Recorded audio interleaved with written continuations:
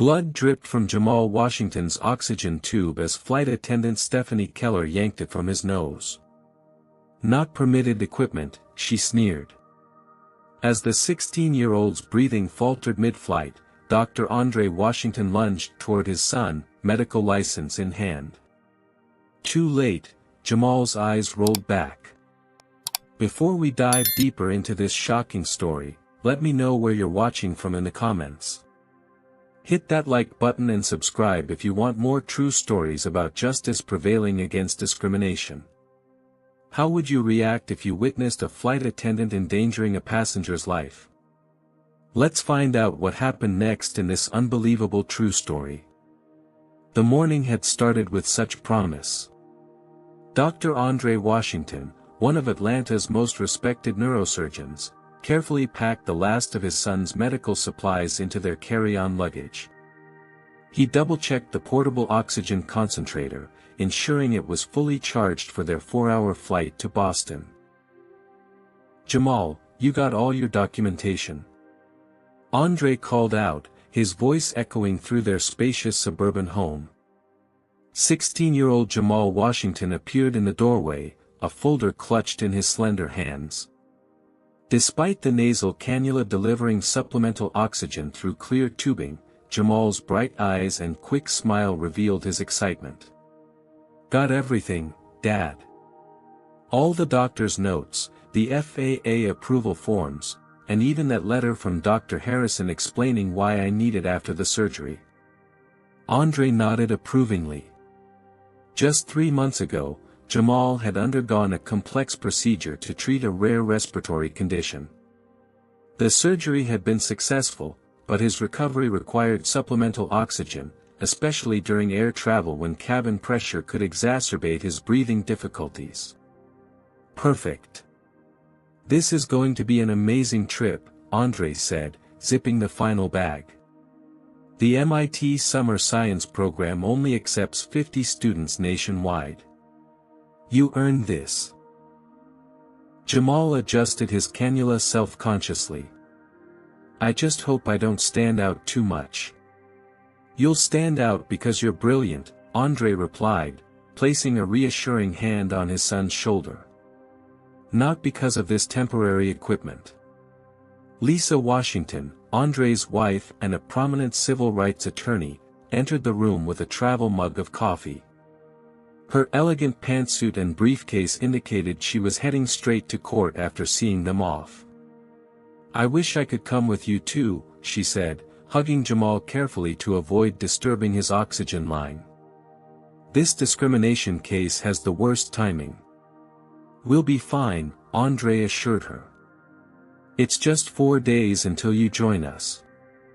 Besides, Jamal and I could use some father-son time before he's surrounded by all those science geniuses." Lisa smiled, but her eyes held concern. "You have all the medical documentation?" "Triple-checked," Andre confirmed. "And you'll call me the second you land?" "First thing," Jamal promised. Their driver arrived precisely at 7:30, loading their luggage into the black SUV for the trip to Hartsfield-Jackson Atlanta International Airport. The morning traffic moved surprisingly well, giving them ample time for check-in and security.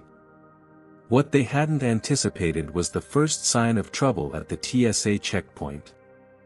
"Sir, what's this device?"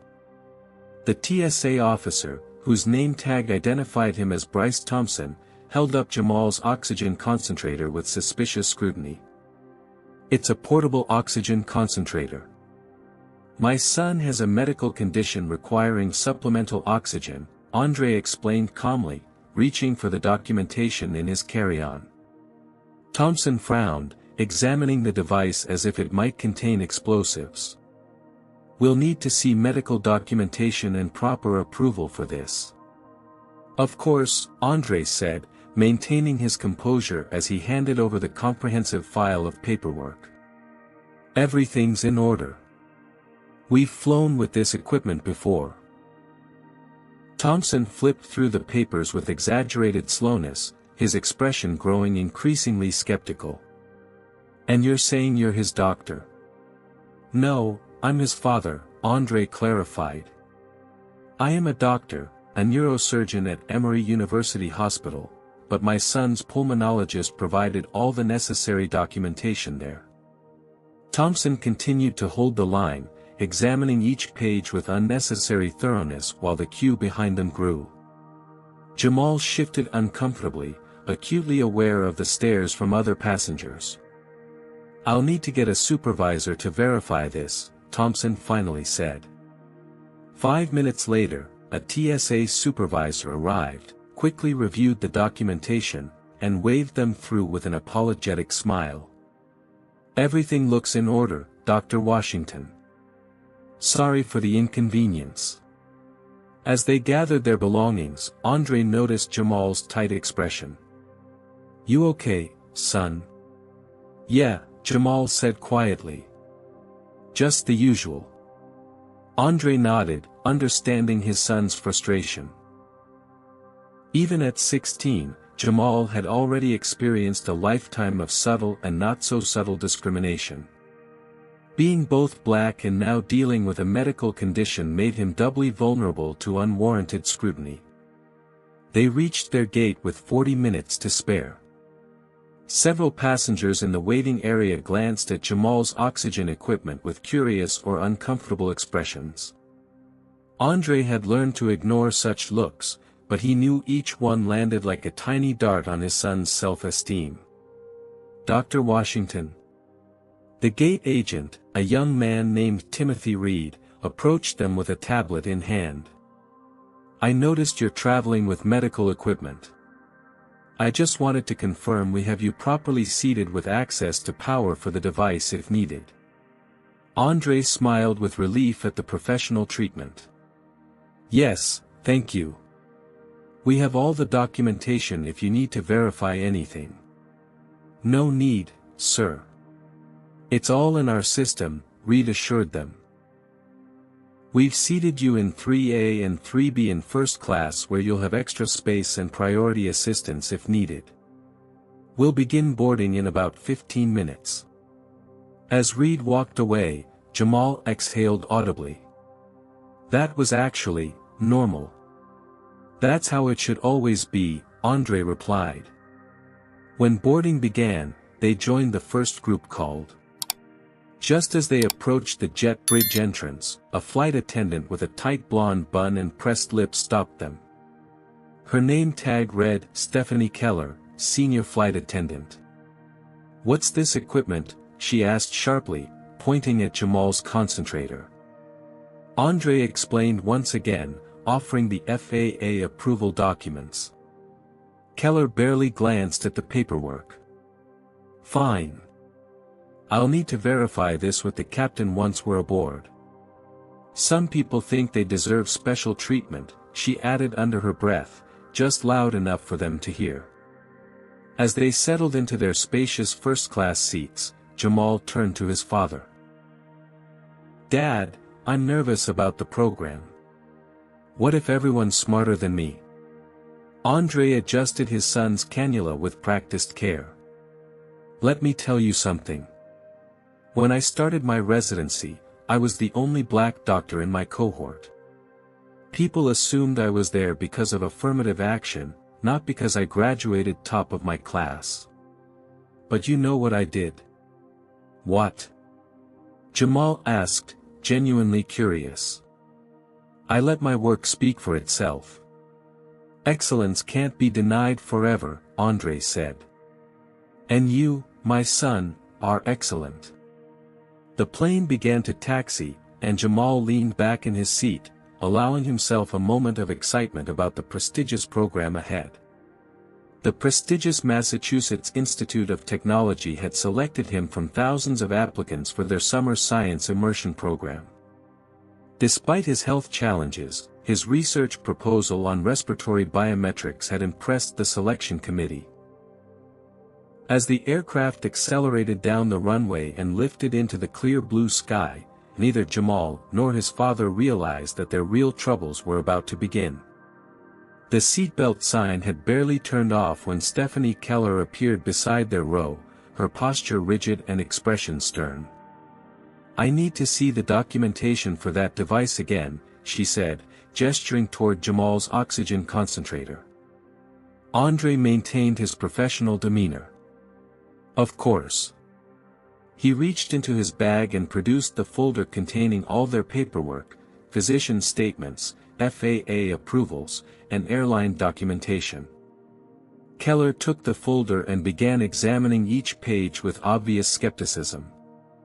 Her eyes narrowed as she flipped through the medical forms, occasionally glancing between the paperwork and Jamal as if trying to catch a discrepancy. "These documents could easily be fabricated," she said finally. "How do I know you're really a doctor?" Andre felt a familiar heat rise in his chest but kept his voice calm and measured. "I understand your concern for safety," he said, retrieving his medical license and hospital ID from his wallet. "Here are my credentials. As you can see, everything is in order. My son requires this oxygen concentrator due to his medical condition."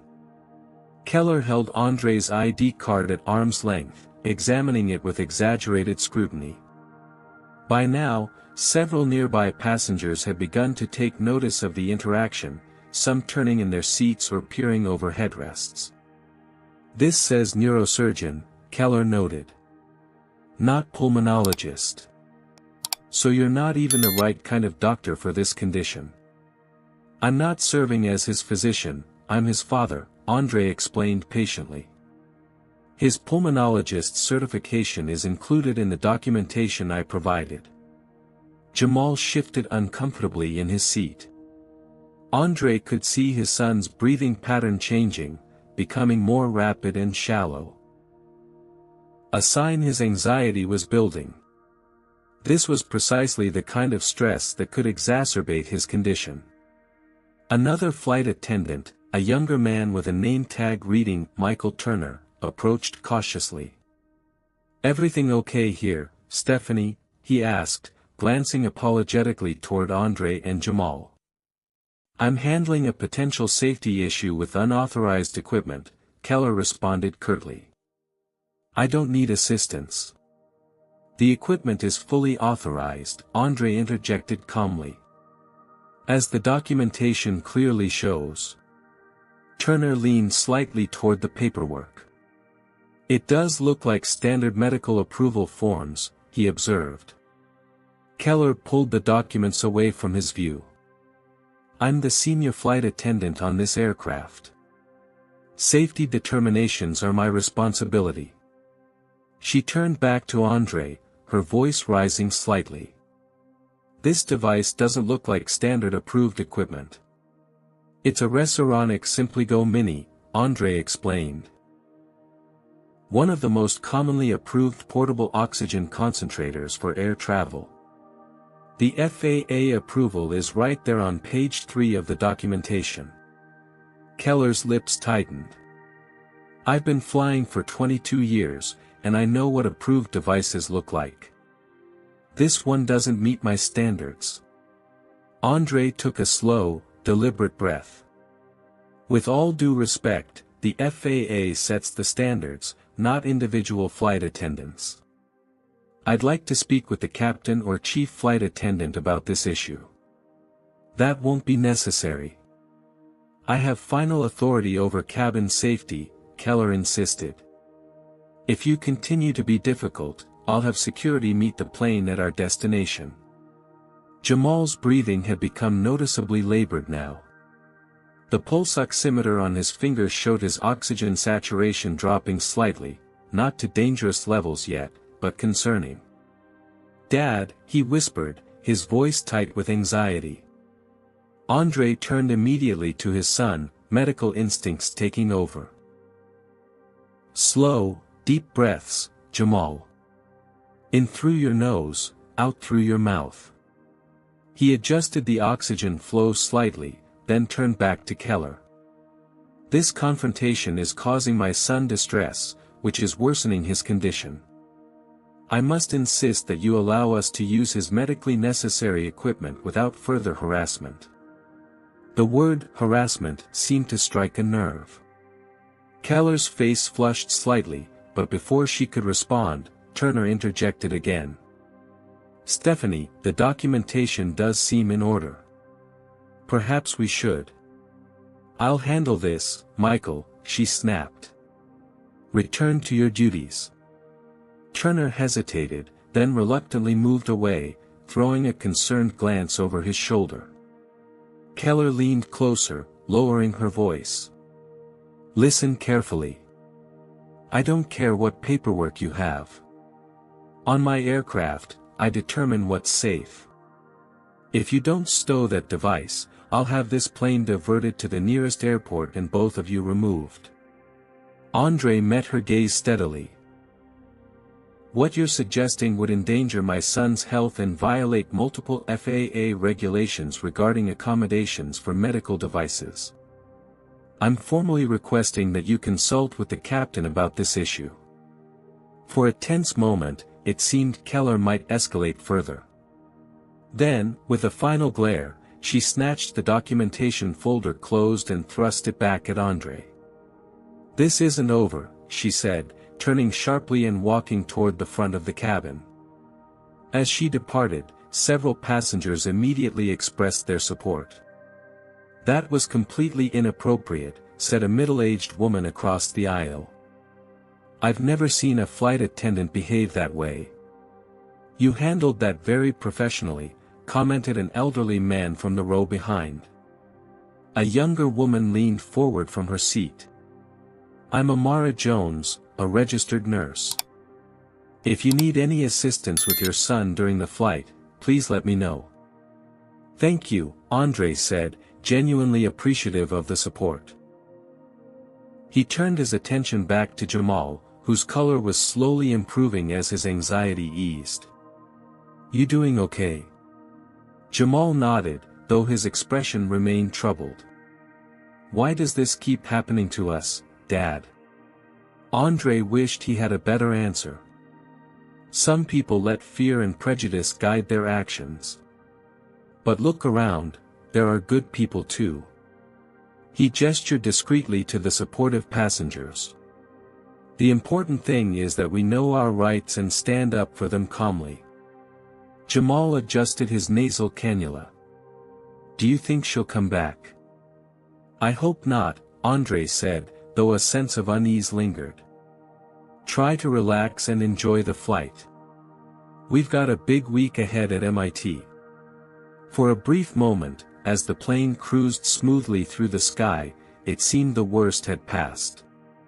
Jamal even managed to immerse himself in a scientific journal he'd brought for the flight, while Andre reviewed some patient files on his tablet.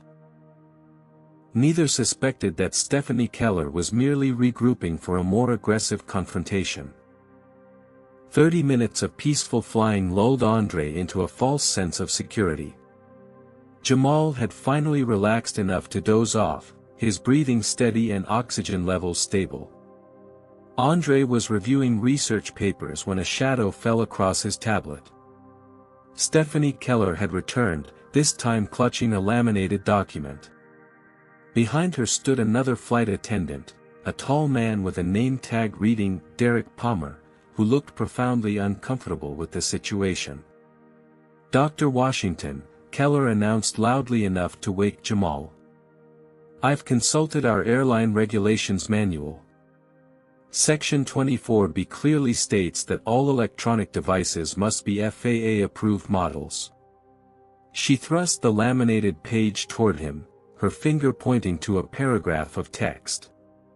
Andre glanced at the regulation, immediately noting the section referred to personal electronic devices like laptops and tablets, not medical equipment, which was covered under entirely different regulations. MS. "Keller, this regulation doesn't apply to medical devices. Those are governed by separate FAA guidelines, which specifically permit my son's model of oxygen concentrator." Keller's expression hardened. "I'm informing you that this device must be stowed for the remainder of the flight. This is your final warning."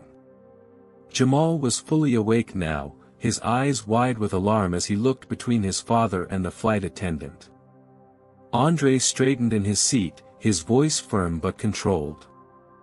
"I cannot and will not comply with that request.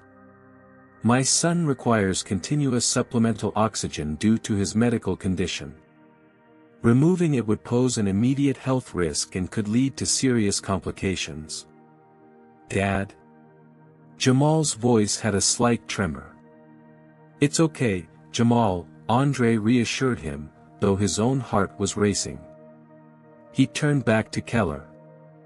"Your request violates both FAA regulations and the Air Carrier Access Act. I must formally refuse." Keller's voice rose. "If you don't comply immediately, I'll be forced to divert this aircraft and have you both removed by security." Several passengers were now openly watching the confrontation. Andre noticed Jamal's pulse oximeter showing declining oxygen saturation, dropping from 96% to 92% as his anxiety increased. Making a quick decision, Andre pulled out his smartphone and began recording the interaction. "I'm documenting this encounter for legal purposes," he informed Keller. "You've been provided with all required medical documentation, yet you're demanding actions that would endanger my son's health." Keller's hand shot out toward the phone. "Recording is prohibited on this aircraft." Andre moved the phone away from her reach.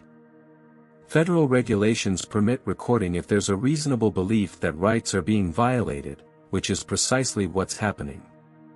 By now, several other passengers had also begun recording the incident on their phones.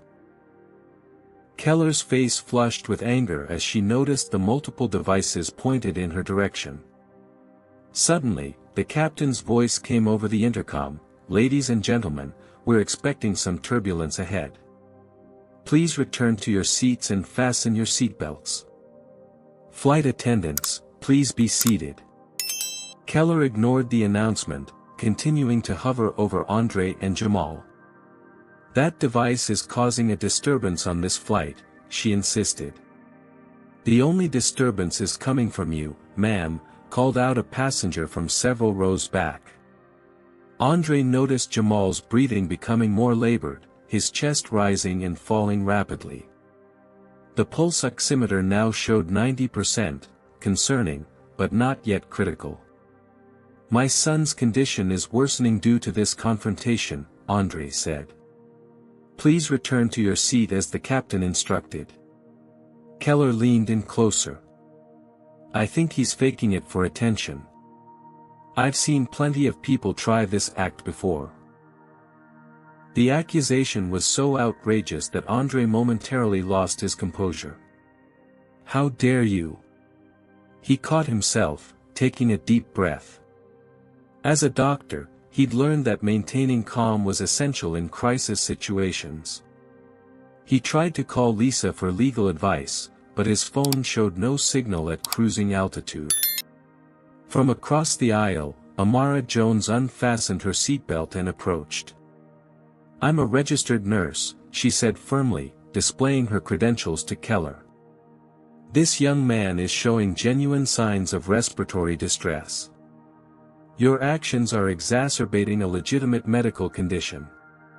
Keller scowled at Amara. "Return to your seat immediately. This doesn't concern you." "As a medical professional witnessing a patient in distress, it absolutely concerns me," Amara replied steadily. Keller's next words were quiet enough that only those in immediate proximity could hear them. "You people always stick together, don't you?" The racial undertone was unmistakable. Andre felt a cold rush of anger but maintained his professional demeanor. "Ms. Keller, that comment was inappropriate and potentially discriminatory. I'm adding it to my formal complaint." The tension in the cabin had become palpable. Other passengers were whispering among themselves, many looking outraged at Keller's behavior. Andre glanced at Jamal and felt a stab of concern. His son's lips had taken on a slightly bluish tint, a clear sign of oxygen deprivation. The pulse oximeter now read 88%, approaching a dangerously low level. Jamal needs medical attention, Andrei said with urgent authority. This confrontation needs to end now. The aircraft suddenly lurched as it hit the predicted turbulence. Keller grabbed a seat back to steady herself, momentarily distracted from her crusade. "All flight attendants, please take your seats immediately," came the captain's voice again, more insistent this time. Derek Palmer, who had remained silent throughout the confrontation, finally spoke up. "Stephanie, we need to sit down. Safety protocols." Keller shot him a venomous look but seemed to recognize she couldn't openly defy the captain's orders during turbulence. "This isn't over," she hissed at Andrei before reluctantly moving toward the front of the plane. As she departed, Andrei turned his full attention to his son. The situation had gone beyond a matter of principle. Jamal's health was now in genuine danger. The turbulence intensified, forcing Stephanie Keller to retreat to her jump seat at the front of the cabin. Andrei seized this opportunity to help his son, whose oxygen levels had dropped dangerously low due to the stress of the confrontation. "Steady breaths, Jamal," Andrei instructed, shifting into full doctor mode. He increased the oxygen flow on the concentrator and administered a small dose of anti-anxiety medication from their emergency kit. "This will help relax your airways." Amara Jones remained nearby, monitoring Jamal's condition from across the aisle. His colors improving, she observed as the medication began to take effect. Oxygen saturation coming back up to 90%. "Thank you," Andrei said gratefully. To Jamal, he added, "You're doing great, son. Just focus on your breathing." The turbulence gradually subsided, and with it, Jamal's immediate crisis. His oxygen levels stabilized at 94%, not ideal, but within a safer range. Andrei allowed himself a moment of relief, hoping the worst had passed. That hope evaporated when Stephanie Keller marched back down the aisle, this time with a determined set to her jaw that sent a chill through Andrei. She clutched a clipboard with an official-looking form. "Dr. Washington," she announced loudly enough for nearby passengers to hear. "I need you to sign this form acknowledging that your son's equipment is creating a disturbance on this flight." Andrei glanced at the document, immediately recognizing it as a liability waiver that would effectively absolve the airline of responsibility for any adverse events. "I will not sign this. My son's medically necessary equipment isn't creating any disturbance. Your actions are the only disruption on this flight. Your refusal to comply with crew member instructions violates federal aviation regulations," Keller insisted. "And your refusal to accommodate my son's medical needs violates the Air Carrier Access Act, Americans with Disabilities Act, and several FAA regulations regarding medical equipment," Andrei countered. "I'm formally requesting that you note in your report that I've identified these violations." Keller's face flushed with anger. "You think you know the rules better than I do? I've been flying for over 20 years. Then you should be familiar with Code of Federal Regulations Title 14, Part 382, which clearly protects passengers with respiratory conditions requiring oxygen," Andrei stated calmly. Several passengers had resumed recording the interaction. One called out, "We're all witnesses to this harassment." Keller glanced around, seemingly noticing for the first time how many people were documenting her behavior. For a moment, uncertainty flickered across her face. Then her expression hardened. She gestured to Derek Palmer, who had been hovering uncertainly nearby. "I need your assistance," she commanded. Palmer approached reluctantly. As he drew near, he leaned slightly toward Andrei and whispered, "I'm sorry about this," before taking his position beside Keller. Andrei felt a surge of apprehension. "Whatever you're planning, I strongly advise against it," he warned. My son requires this medical equipment to breathe properly. Without warning, Keller reached for Jamal's nasal cannula. Andre moved to block her, but another patch of turbulence hit the aircraft at that precise moment, throwing him slightly off balance.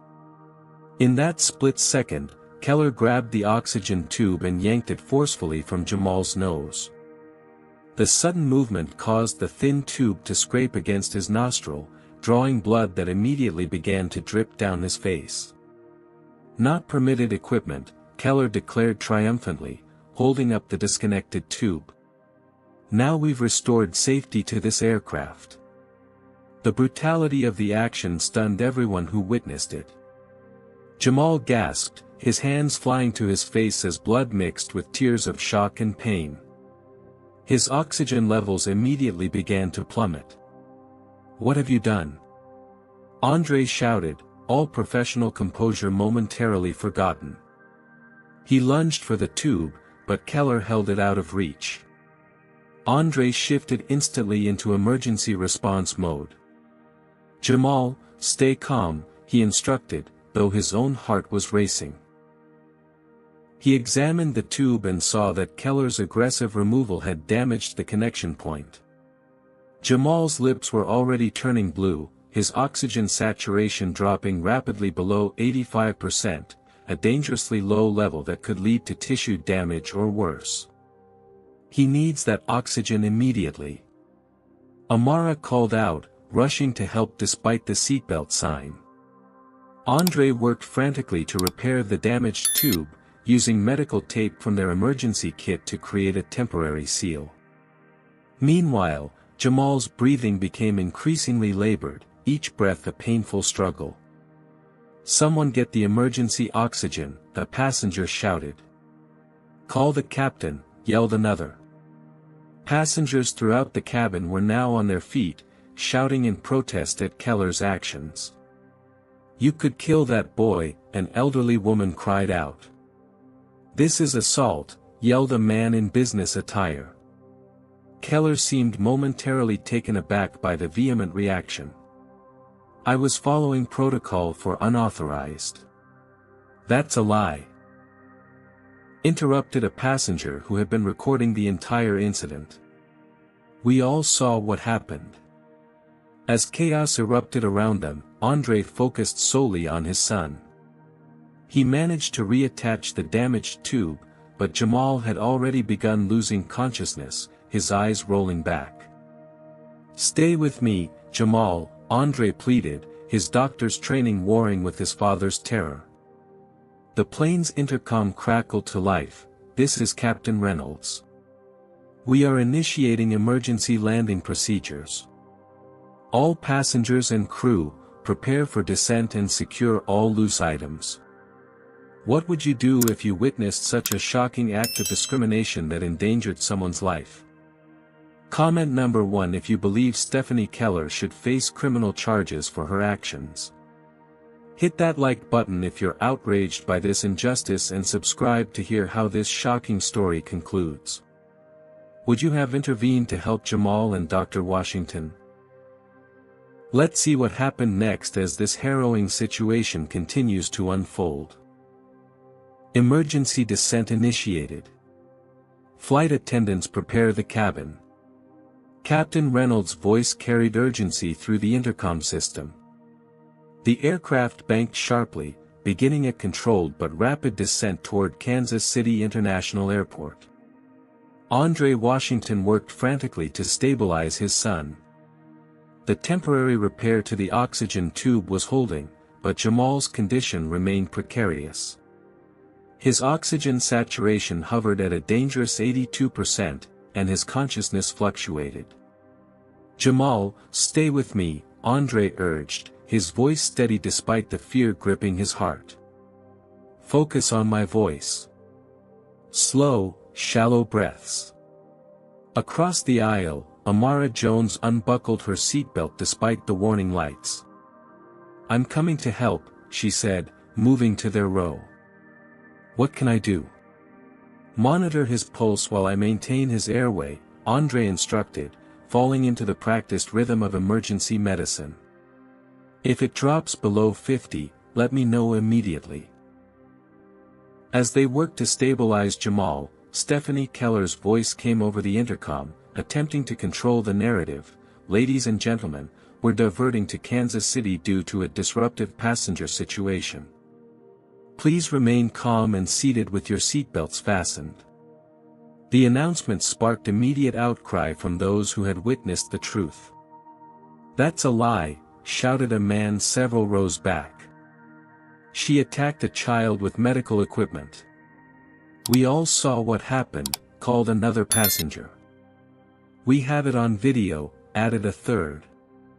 The cabin had transformed from a typical flight to something resembling a protest, with passengers united in their outrage. Several continued recording, documenting everything despite Keller's earlier prohibition. Captain Reynolds' voice returned over the intercom. This is the captain speaking. If there are any medical professionals on board, please identify yourselves to the flight crew immediately. We have a medical emergency. Andre called out without looking up from Jamal, I'm Dr. Andre Washington, a neurosurgeon. My son is the patient in distress. We need the emergency medical kit and any supplemental oxygen immediately. The flight attendant Derek Palmer quickly brought the aircraft's medical kit to Andre. I'm so sorry, he whispered as he handed it over. I never thought she would. Just help me save my son, Andre cut him off, opening the kit with practiced efficiency. His assessment was quick and devastating. The onboard kit contained basic emergency supplies but lacked the specialized equipment Jamal's condition required. We need to improvise, Andre told Amara. His oxygen concentrator is damaged, but the airflow mechanism might still work partially. Together, they worked to adapt the available supplies, creating a makeshift delivery system using tubing from the emergency kit connected to what remained of Jamal's equipment. Meanwhile, Keller had retreated to the front of the plane, where she conferred intensely with other crew members, occasionally glancing back at the Washington family with visible agitation. The captain's voice came through once more, medical personnel, please report our patient's status. Andre used the cabin phone to respond. Captain, this is Dr. Washington. My son is in respiratory distress following the senior flight attendant's forcible removal of his medical oxygen device. His condition is critical but temporarily stabilized. We need emergency medical services ready immediately upon landing. Understood, Doctor. EMS will meet us at the gate. We're 12 minutes from touchdown. Those 12 minutes stretched like hours for Andre. Jamal drifted in and out of consciousness, each moment of awareness a small victory. Amara continued monitoring his vital signs while Andre maintained the improvised oxygen delivery. Around them, passengers organized themselves into an impromptu support network. A man who identified himself as a legal assistant collected contact information from witnesses. A woman with emergency medical training helped keep other passengers calm and away from the critical care area to give Andre space to work.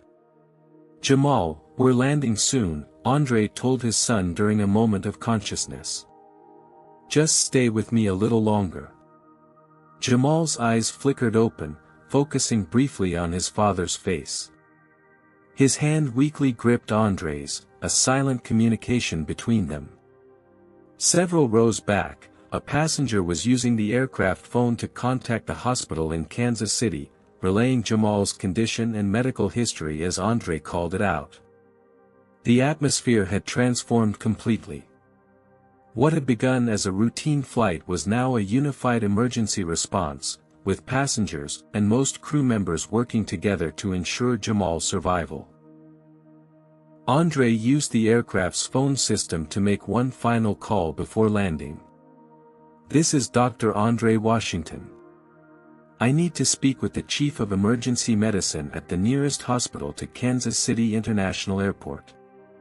This is regarding a 16-year-old male patient with acute respiratory failure who will be arriving by ambulance in approximately 10 minutes.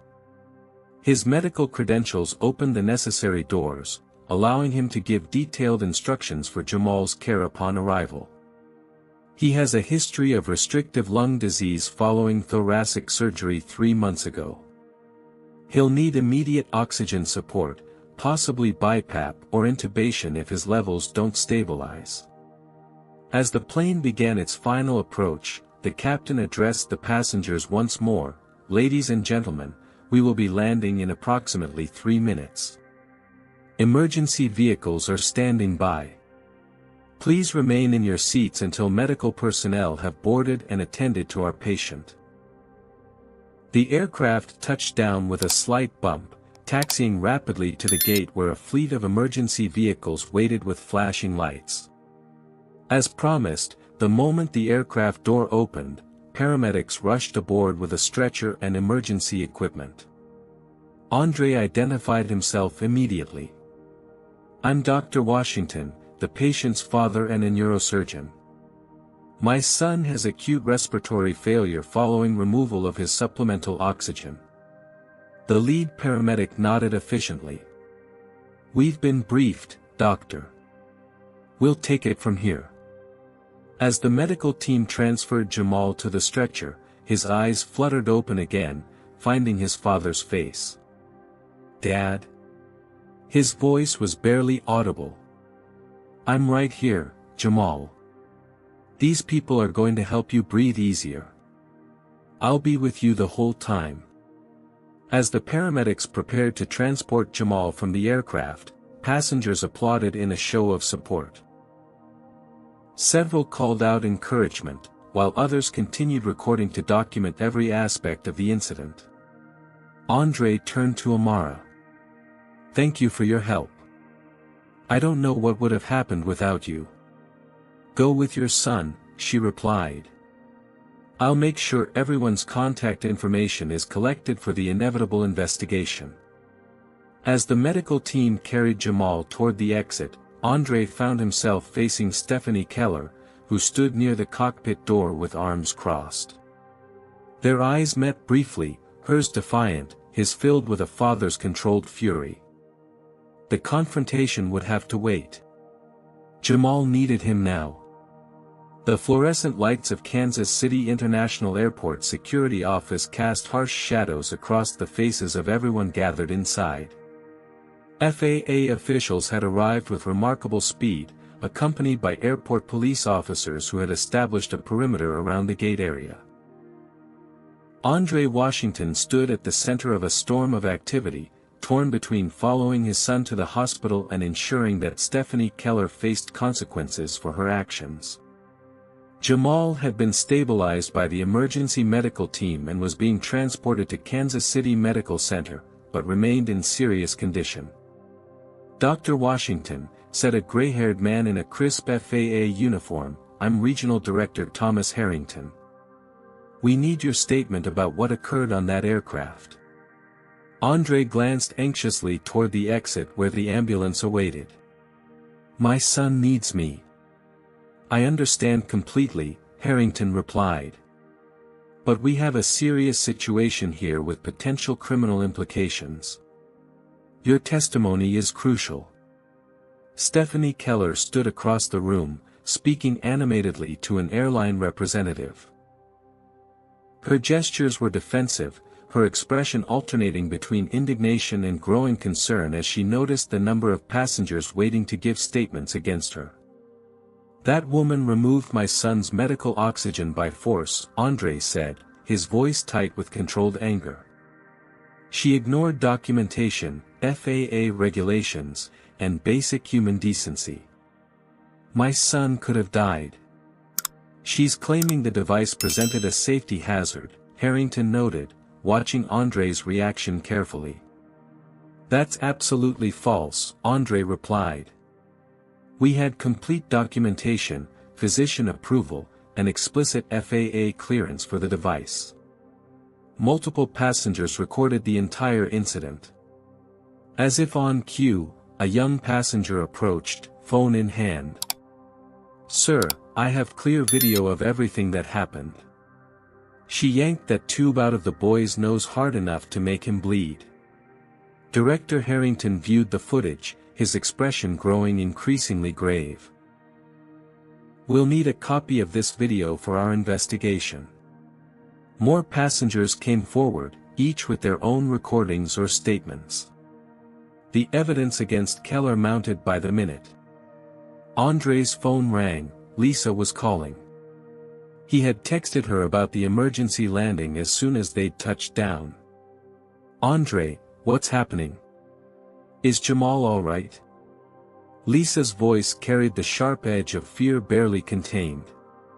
"He's stable but serious," Andre replied, moving to a quieter corner. "They're transporting him to Kansas City Medical Center now." "Lisa, it was deliberate discrimination. The flight attendant physically removed his oxygen." Lisa's attorney instincts immediately engaged. "I've already contacted our legal team. They're preparing emergency motions right now. I'm on my way to the airport. I'll be on the first flight to Kansas City." "I need to get to the hospital," Andre told her. "But the FAA wants my statement about what happened." "Give your statement quickly, but don't sign anything without legal review," Lisa advised. "I've already reached out to Charles Bennett at the Civil Rights Division. This is going beyond airline regulations. This is assault and potentially a hate crime." Andre felt momentarily overwhelmed by the dual crises, his son's medical emergency and the legal storm brewing. As a doctor, his priority was clear, but as a father seeking justice, he also needed to ensure Keller was held accountable. Amara Jones approached, offering a solution. "Dr. Washington, I can accompany Jamal to the hospital. With my nursing credentials, I can monitor his condition and keep you updated while you handle things here." Andre hesitated only briefly. "You've already done so much. And I'd like to see this through," Amara insisted. "No child should experience what your son did today." With profound gratitude, Andre accepted her offer. After sharing his medical credentials with the emergency team and ensuring they had Jamal's complete medical history, he watched as Amara accompanied his son in the ambulance. Returning to the security office, Andre found the situation had escalated further. Keller was now attempting to leave the area, insisting to airport police that she needed to rejoin her crew. "Ma'am, you need to remain here until our investigation is complete," an officer stated firmly. "This is ridiculous," Keller protested. "I was following company safety protocols. That device was not properly documented." "We have multiple videos showing otherwise," interrupted Director Harrington. "Including footage of you physically removing medical equipment from a minor patient." A tall, distinguished man in an airline executive uniform entered the security office, immediately drawing attention. "I'm William Breslin, Vice President of Operations for Atlantic Airways. What's the situation here?" Before anyone could respond, multiple passengers began calling out explanations, each more damning than the last. "Your flight attendant assaulted a child. She ripped out his oxygen tube. The boy nearly died because of her." Breslin's expression darkened as he surveyed the chaotic scene. His eyes found Andre, standing apart from the crowd with dignified composure despite the circumstances. "Dr. Washington," he inquired, approaching Andre. "I've been briefed on the initial reports. I want to assure you that Atlantic Airways takes this situation extremely seriously. My son is fighting for proper oxygenation in an ambulance right now," Andre replied evenly. "So you'll understand if I find corporate assurances insufficient at this moment." Breslin nodded solemnly. "Completely understandable. What can we do right now to support your family?" "Ensure that woman never works in aviation again," Andre said, nodding toward Keller. And provide all surveillance footage from the aircraft to investigators immediately. Director Harrington joined them. Dr. Washington, we've reviewed enough preliminary evidence to detain Ms. Keller pending a formal investigation. He lowered his voice. The videos clearly show her actions constituted assault at minimum. We'll need your formal statement, but you should be with your son now. Andre gave his preliminary statement, providing contact information for follow-up. As he prepared to leave for the hospital, his phone rang with an update from Amara. Dr. Washington, Jamal is stabilized. They've got him on proper oxygen support and are monitoring him closely. His levels are coming back up, 92% and rising. Relief washed over Andre. Thank you, Amara. I'm on my way. As Andre headed toward the exit, Keller's voice rose in protest as airport police officially detained her. This is discrimination against me. I was just doing my job. The irony of her claim was not lost on the witnesses, several of whom called out in response. Discrimination? You're the one who targeted that boy. We all saw what you did. Outside the security office, Andre found a media presence already forming. News of the incident had spread rapidly across social media, with passenger videos beginning to circulate online. A reporter thrust a microphone toward him. Dr. Washington, can you comment on what happened on your flight today? Andre paused, choosing his words carefully. Today, my son nearly died because a flight attendant decided his medically necessary oxygen equipment approved by the FAA and documented properly, was somehow threatening. Despite multiple passengers intervening, she physically removed his oxygen, causing him to suffer respiratory distress. His voice remained steady, but emotion glimmered in his eyes. This was not about airline policy. This was about prejudice, plain and simple. With that statement, Andre departed for the hospital, leaving behind a storm of questions and a social media explosion that would soon bring national attention to Jamal's story. The antiseptic smell of Kansas City Medical Center's intensive care unit was all too familiar to Andre Washington. As a neurosurgeon, he had spent countless hours in similar facilities. But walking these halls as a father rather than a physician gave the environment an entirely different weight. Jamal lay in the hospital bed, an oxygen mask covering his face and monitors tracking his vital signs. Though still sedated, his condition had stabilized significantly since arrival. The emergency team had done excellent work, immediately providing the high-flow oxygen his body desperately needed after the traumatic incident on the plane. Dr. Sofia Rivera, the pulmonologist overseeing Jamal's care, reviewed his charts with Andre. The good news is we've avoided intubation. His oxygen saturation is holding at 95%, and the preliminary scans don't show permanent damage to his lung tissue. Thank God, Andre murmured, gently holding his son's hand. What about cerebral hypoxia? He lost consciousness for several minutes. EEG shows normal brain activity, Dr. Rivera assured him. We'll continue monitoring, but all indications suggest he'll make a full recovery. Physically, at least.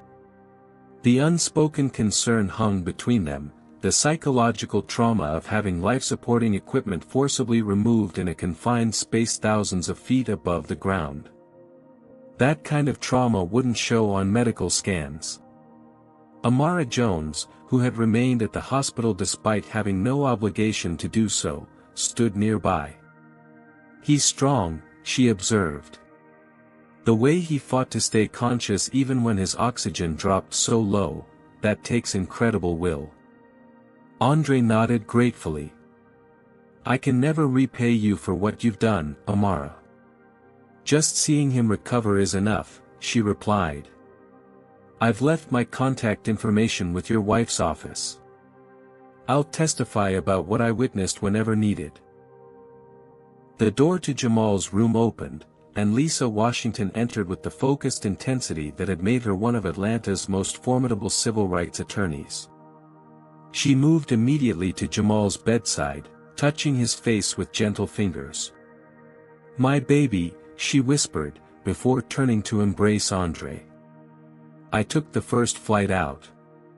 The airline CEO himself arranged it after our legal team contacted their general counsel." Despite the circumstances, Andre managed a small smile. "You've been busy." "Atlantic Airways knows they're facing the lawsuit of the century," Lisa confirmed. "But that's secondary right now. How is he?" As Andre briefed her on Jamal's medical status, Lisa's expression reflected both relief and mounting determination. When he finished, she turned to Amara. "Ms. Jones, thank you for protecting my son. We'll make sure your extraordinary kindness is recognized." "Anyone would have done the same," Amara insisted. "No," Lisa said firmly. "They wouldn't. Many people would have stayed silent, looked away. You didn't." After Amara departed, promising to return the next day, Lisa updated Andre on the rapidly developing situation. "The FAA has officially detained Stephanie Keller. They're reviewing all the video evidence, and it's damning. The Department of Justice has assigned a special team from the Civil Rights Division to investigate potential hate crime charges." Andre sat heavily in the chair beside Jamal's bed. "All of this because our son needed to breathe." "It's not just about today," Lisa said, sitting beside him. "According to information our team has uncovered, Keller has a history of complaints. 3 separate incidents involving passengers of color with medical accommodations over the past 5 years. The airline settled each quietly." "So they knew," Andre said, anger seeping into his voice. "They knew she was a liability and kept her flying anyway." "Exactly. This goes beyond one flight attendant's actions. There's a pattern of institutional failure that allowed her to remain in a position of authority despite clear warning signs." Their conversation paused as Jamal stirred, his eyes flickering open. "Mom." His voice was muffled by the oxygen mask. Lisa leaned forward immediately. "I'm here, sweetheart. You're safe now." Jamal's eyes moved between his parents, confusion gradually giving way to remembrance. "The plane, she took my oxygen." "We know, son," Andre assured him. "She can't hurt you anymore. You're going to be fine." A nurse entered to check Jamal's vitals, smiling at his improved consciousness. "You have more visitors than any patient in the hospital," she told him. "We've been turning away reporters all afternoon."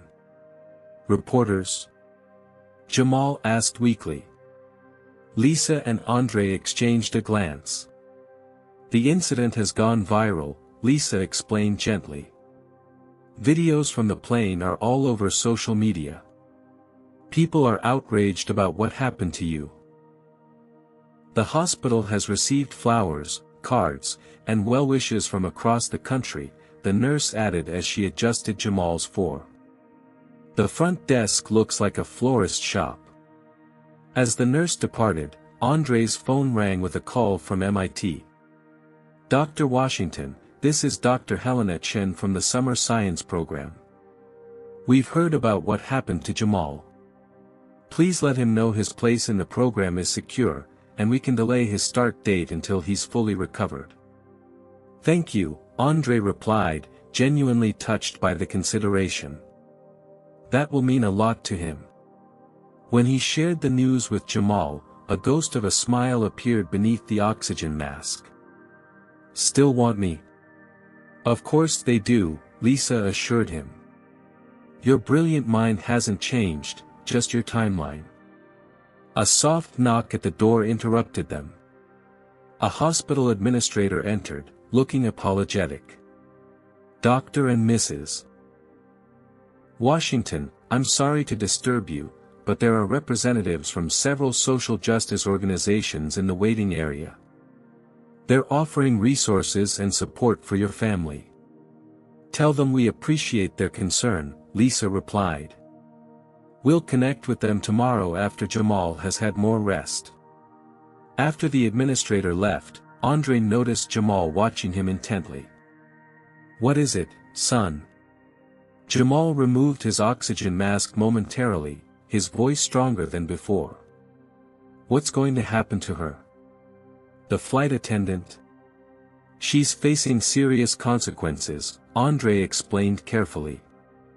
The FAA has detained her, and there will likely be criminal charges. Good, Jamal said simply, replacing his mask. Later that evening, as Jamal slept under the watchful eyes of the ICU nursing staff, Andre and Lisa stepped into the hallway to speak with the hospital's security director. The incident's high profile had necessitated increased security protocols. We've implemented restricted access to this floor, the security director explained. Only authorized medical personnel and visitors on your approved list will be permitted. Thank you, Lisa said. Has there been any concerning activity? Nothing specific, but situations that generate this level of public attention sometimes attract unwanted elements. We're being cautious. As they returned to Jamal's room, Andre's phone buzzed with a news alert. The headline read, Flight Attendant's History of Discrimination Exposed, Atlantic Airways Faces Scrutiny. It's starting, Lisa observed, reading over his shoulder. The airline is going to face serious questions about their hiring and retention practices. As they should, Andre replied. If they'd acted on previous complaints, Jamal would never have been traumatized. Lisa squeezed his hand. We have a strong case, multiple witnesses, video evidence, documented history. This isn't just about justice for Jamal anymore. It's about making sure this never happens to another family. Andre looked through the doorway at his sleeping son, a mixture of love and determination filling his heart. When I became a doctor, I swore to do no harm.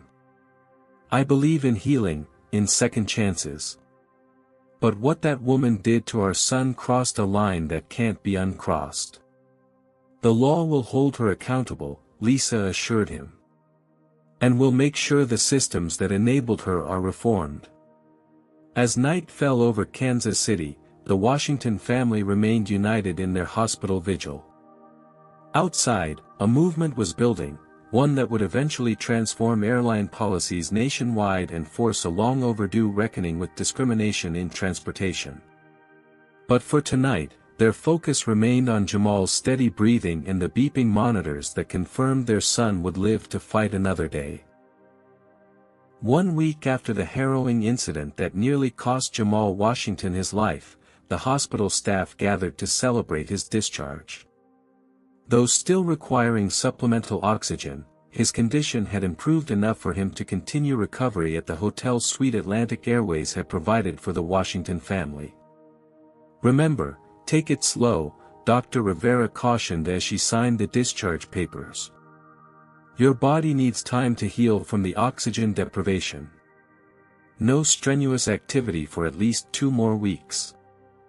I understand, Jamal replied, his voice stronger than it had been days before. The physical recovery was progressing well, but Andre had noticed his son's heightened anxiety whenever medical equipment was adjusted or when strangers entered his room too abruptly. As they prepared to leave, Amara Jones arrived for a final visit before returning to her home in Chicago. I just wanted to see you on your feet before I left, she told Jamal with a warm smile. Thank you for everything, Jamal said, briefly embracing her. Dad says I might not be here if you hadn't helped. Your father did the hard work, Amara insisted. I just provided an extra pair of hands. Lisa presented Amara with a small gift box. A token of our appreciation.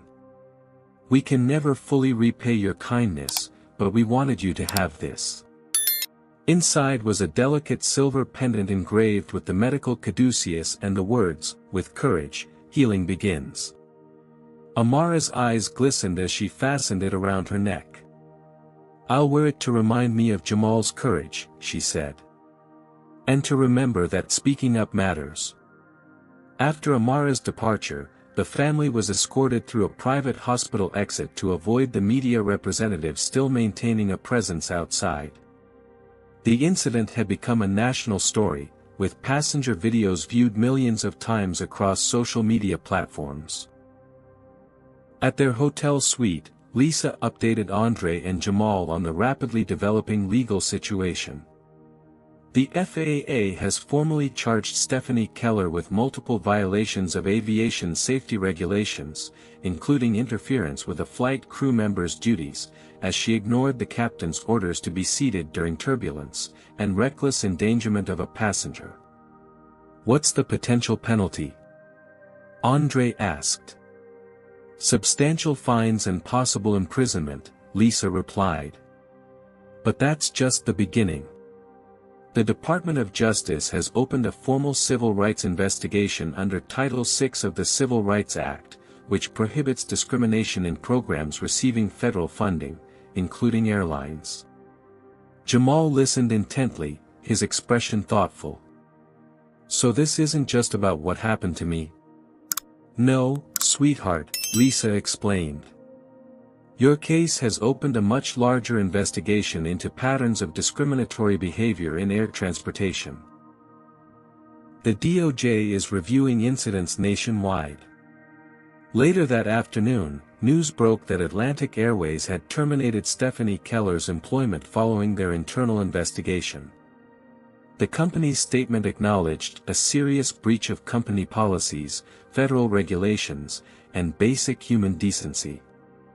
Andre and Lisa had also filed their civil lawsuit against both Keller personally and Atlantic Airways as her employer.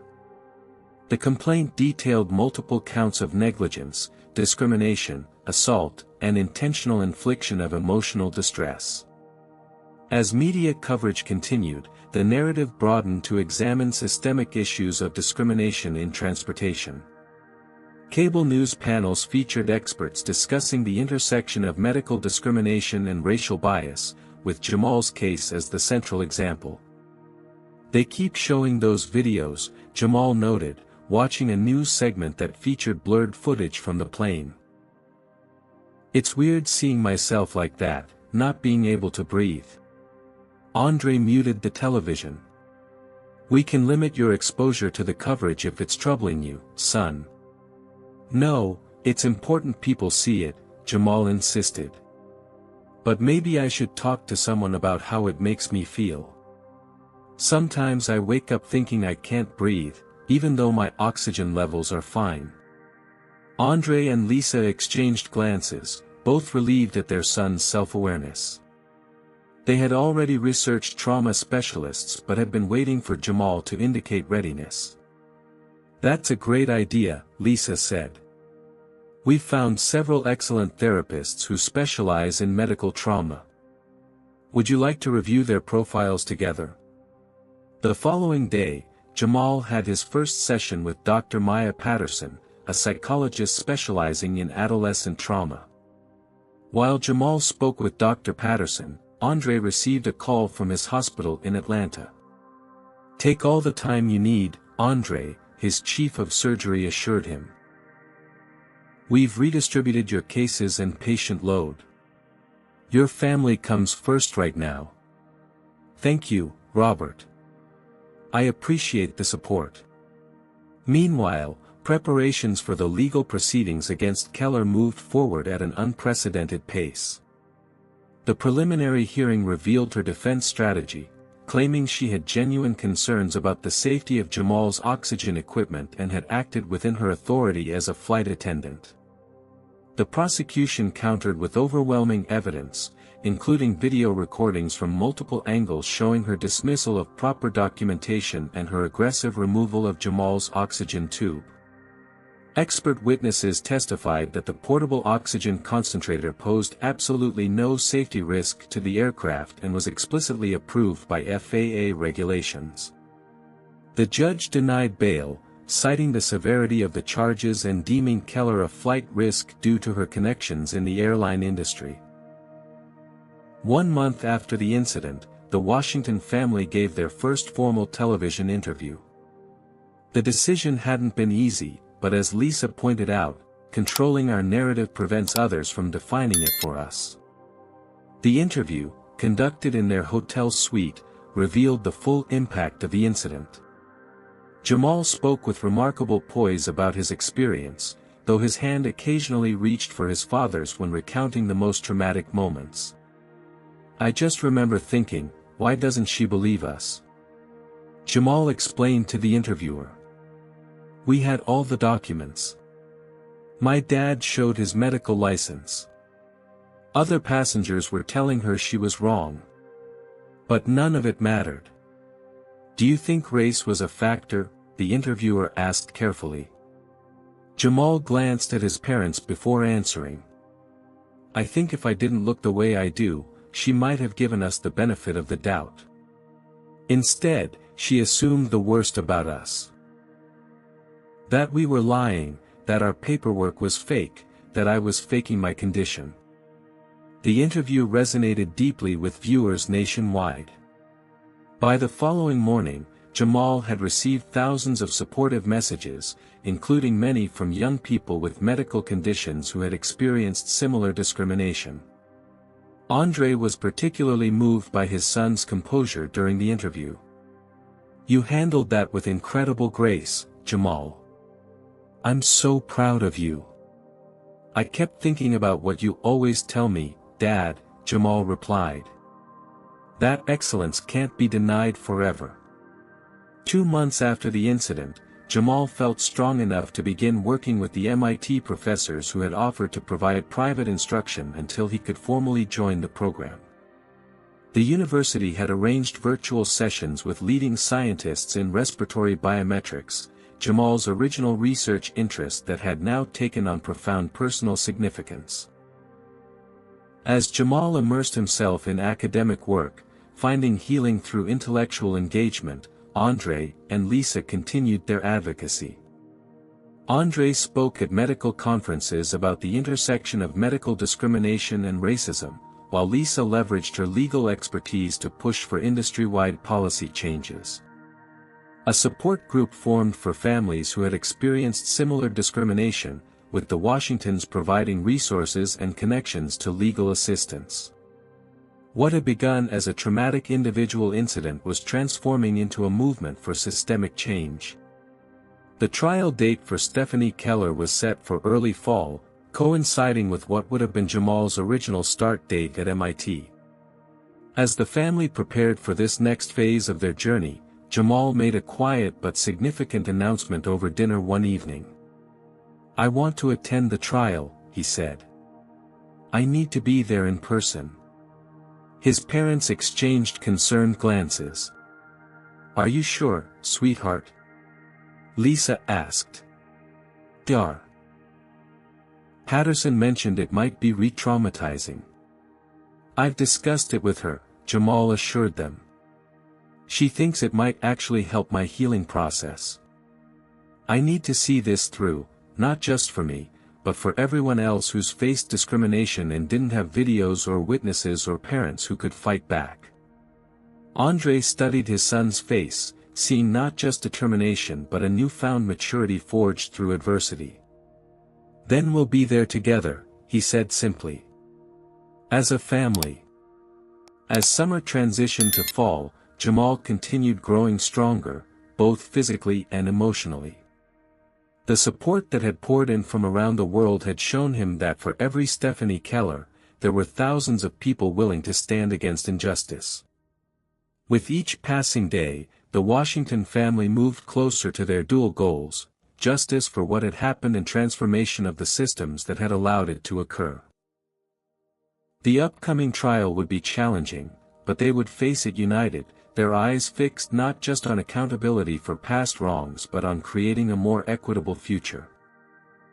6 months after the incident that had changed their lives forever, Jamal Washington stood at the entrance to MIT's summer science program, his father by his side. Though it was technically winter, January in Massachusetts bringing a crisp chill and occasional snowfall, the program had created a special session specifically to accommodate Jamal's delayed start. "Ready?" Andre asked, adjusting his son's scarf. Jamal no longer required continuous supplemental oxygen, though he still used it occasionally during sleep or physical exertion. "More than ready," Jamal replied with a confidence that had been hard-won through months of recovery, therapy, and legal battles. As they entered the building, the program director Dr. Helena Chin greeted them personally. "Jamal Washington," she said warmly, extending her hand. "Your research proposal was brilliant before, but your revised work incorporating your personal experience with respiratory monitoring technology is genuinely groundbreaking." Other students and faculty gathered in the atrium, many wearing small blue ribbons that had become a symbol of the movement against medical discrimination sparked by Jamal's case. Several approached to introduce themselves, treating Jamal not with pity but with the respect accorded to someone whose courage had catalyzed important social change. 2 weeks earlier, Stephanie Keller's trial had concluded with a verdict that sent shockwaves through the airline industry.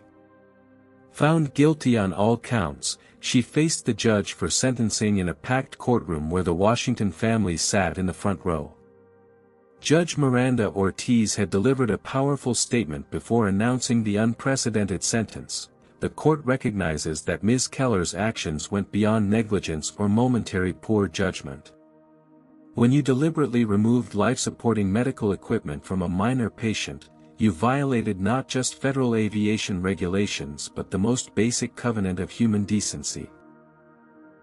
Your actions demonstrated a callous indifference to human life that this court cannot overlook." Keller had been sentenced to 18 months in federal prison followed by 200 hours of community service specifically working with organizations serving disabled youth of color. The sentence made national headlines, with legal experts noting its significance as a deterrent against similar discriminatory actions. The civil case against Atlantic Airways had settled for a substantial but undisclosed sum, with the more significant victory coming in the form of mandatory policy changes. The airline had agreed to implement comprehensive anti-discrimination training for all staff, create new protocols for passengers with medical devices, and establish an independent oversight committee to review accommodation complaints. Andre had used a portion of the settlement to establish the Washington Foundation for Medical Equality, dedicated to supporting young people of color with medical conditions and advocating for equal treatment in transportation and public accommodations. The foundation had already provided assistance to dozens of families and was working with congressional representatives on new legislation to strengthen protections for travelers with medical needs.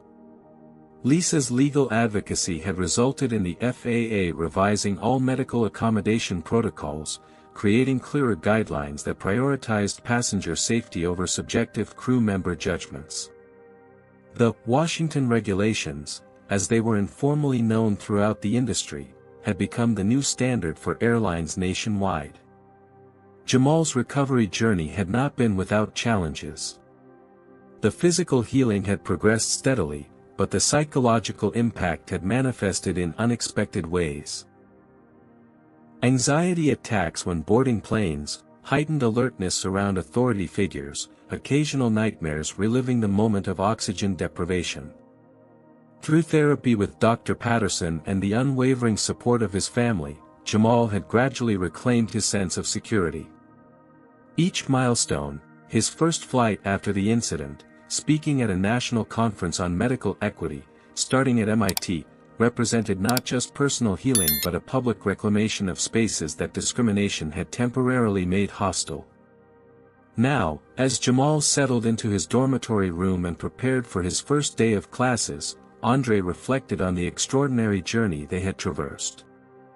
What had begun as a traumatic incident had transformed into a movement that was literally changing laws and saving lives.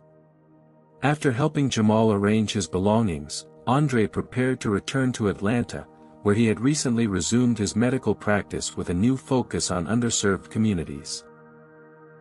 His experiences had changed his approach to medicine, making him more attuned to the ways systemic biases could affect patient care. "Call me tonight after your first seminar," Andre reminded his son. "Mom wants to hear every detail." "I will," Jamal promised. "And Dad? Thank you. For fighting for me that day on the plane. For not giving up." Andre embraced his son, overcome with pride at the young man's resilience. There was never any other option. 3 months later, the Washington family received the American Civil Liberties Union's Humanitarian Award for turning personal trauma into positive social change. At the ceremony, Jamal, now thriving at MIT, delivered an acceptance speech that brought the audience to their feet. "What happened to me was wrong, but the response from thousands of ordinary people who demanded justice was profoundly right," he told the crowd. "Together, we've transformed a moment of discrimination into a movement for equality." The ultimate test came during spring break, when Jamal boarded a flight from Boston to Atlanta to visit his family. The difference in experience was remarkable. The new flight attendant, having recognized his name during check-in, went above and beyond to ensure his comfort, discreetly asking if he required any accommodations without making a spectacle of the interaction. More significantly, Jamal noticed a young black child several rows ahead who also used a portable oxygen concentrator. The flight crew treated the child and his family with dignity and respect, following the new protocols that had been implemented industry-wide following the Washington case.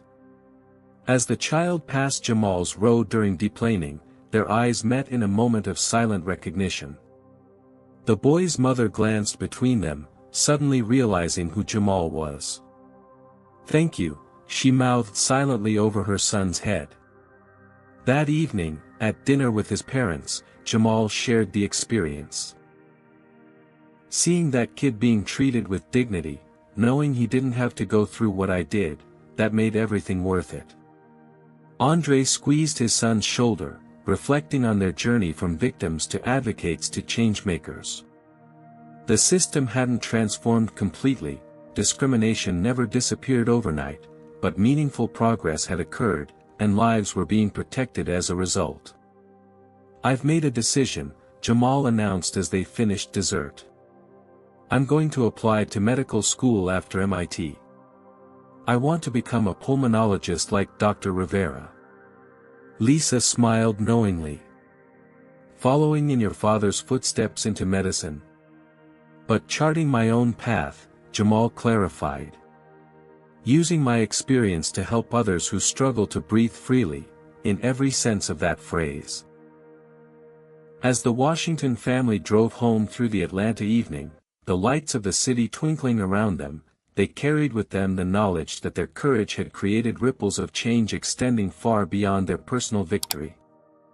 Through determination, dignity, and an unwavering commitment to justice, they had transformed a moment of trauma into a movement that would help countless families breathe easier for years to come. This powerful story teaches us that discrimination can arise anywhere, even in situations where professional standards should prevail. The Washington family's experience highlights how systemic racism can manifest as life-threatening medical discrimination when unchecked. Yet it also demonstrates the importance of documenting injustice, standing firm in the face of discrimination, and leveraging both personal courage and legal frameworks to create lasting change. The bystanders who recorded evidence and offered assistance show us that allies matter tremendously in moments of crisis. Their willingness to speak up transformed a private trauma into a catalyst for public reform.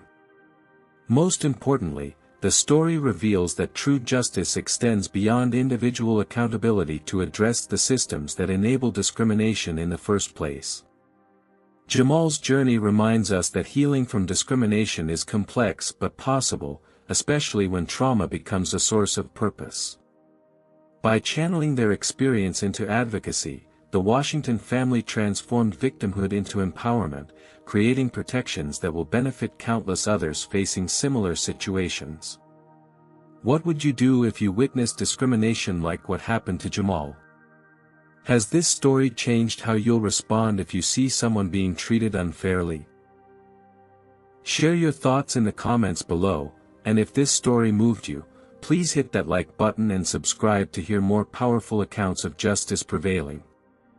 Thank you for joining me on this journey through the Washington family's remarkable story of courage and transformation. Together, we can all work toward a world where everyone can breathe freely.